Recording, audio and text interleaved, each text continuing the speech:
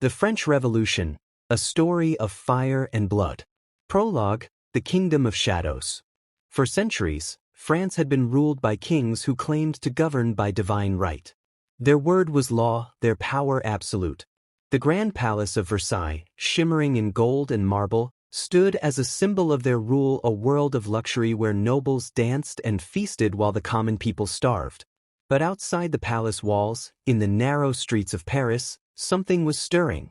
Bread had become so expensive that families fought over scraps.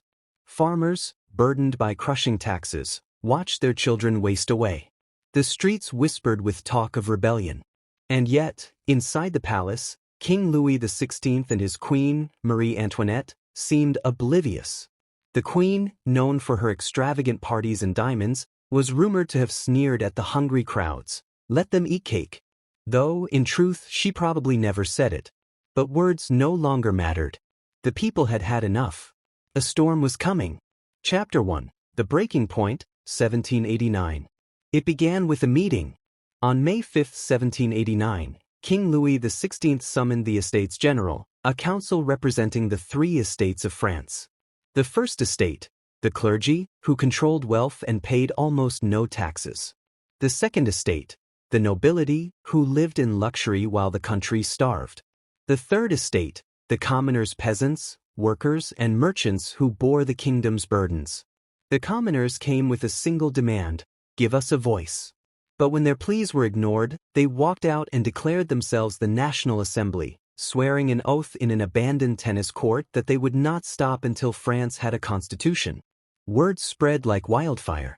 Then, on July 14, 1789, the people stormed the Bastille, a towering prison in the heart of Paris that symbolized the king's absolute power. They tore it down brick by brick, freeing its prisoners, marching through the streets with severed heads on pikes. The revolution had begun. Chapter 2. The Fall of the Monarchy. The streets of Paris burned with revolution. The National Assembly drafted the Declaration of the Rights of Man and Citizen, proclaiming that all men were born free and equal. No longer would kings rule by divine right. But King Louis XVI had no intention of surrendering his throne. He and Marie Antoinette hatched a plan to escape to Austria, her homeland. On a dark night in June 1791, disguised as commoners, the royal family fled the palace in a carriage. But in the town of Varennes, a postmaster recognized the king from his portrait on a coin. The alarm was raised. The people dragged their king and queen back to Paris in disgrace. The trust was broken. By 1792, the monarchy was officially abolished, and France was declared a republic.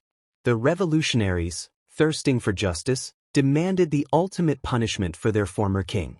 On January 21, 1793, Louis XVI was led to the guillotine in the center of Paris. He climbed the scaffold, tried to speak, but the drums drowned out his words. The blade fell. His severed head was held up to the crowd. A roar of triumph filled the square. 9 months later, Marie Antoinette met the same fate. Once the most powerful woman in France, she was now just another prisoner, her golden curls shorn, her dress tattered. As she stepped onto the scaffold, she accidentally stepped on the executioner's foot and whispered, "Pardon me, sir, I meant not to do it." It was the last thing she ever said.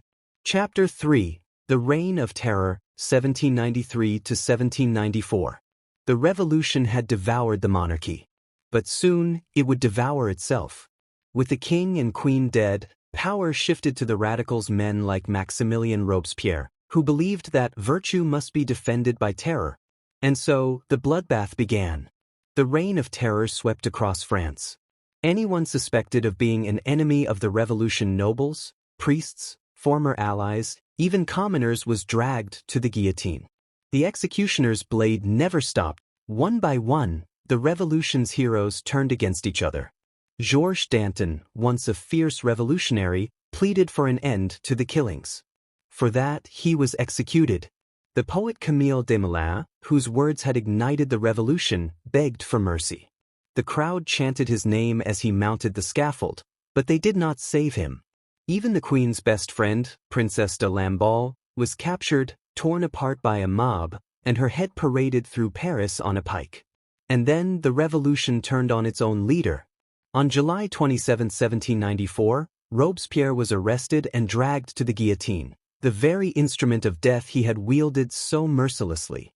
As the blade fell, the terror ended. Chapter 4. The Rise of a New Emperor, 1799. France was in ruins.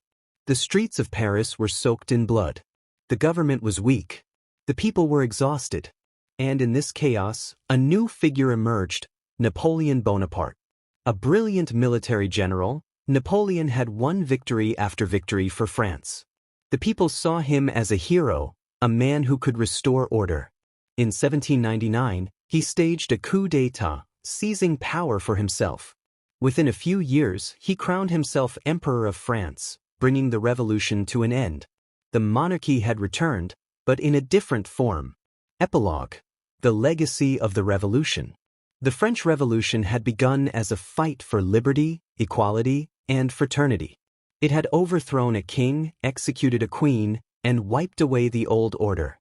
But in its place, it had brought years of terror, war, and a new kind of ruler. And yet, its spirit never died. The ideals of the revolution spread across the world, inspiring future uprisings in Europe, Latin America, and beyond.